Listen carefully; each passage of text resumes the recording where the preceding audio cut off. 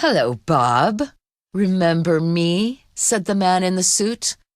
Bob turned his head to look at the man. "Frankie Lewis," he exclaimed, jumping quickly to his feet. "What are you doing here?" The other man lifted a heavy tool from the floor and began examining it carefully. "Frankie's come to see you on business," he said, standing very close to Bob.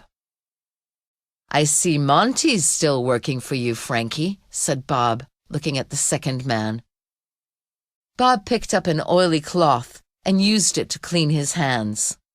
Then he turned to Jack. "Go and get something to eat, son," he said. He gave Jack some money and pushed him gently towards the door.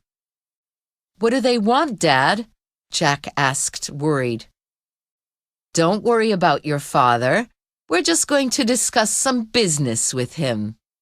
"You don't need to hurry back," said Frankie, smiling. "Okay, Frankie, now what's this all about?" asked Bob when Jack had left. "We haven't seen each other for years, and now you suddenly appear? Why?" The door opened again, and Jack reappeared. He was worried about leaving his father alone with Frankie and Monty. "Do you want me to get you anything, Dad?" he asked. "We're talking! Don't interrupt us again," said Frankie before Bob could reply. Bob looked at Jack.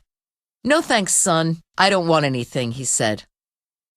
Jack stared at Frankie and then left. He didn't know anything about the two men who were with his father, but he knew that he didn't like them. They looked cruel, especially the one called Frankie Lewis. "You've done well, Bob," said Frankie, looking at the motorcycle.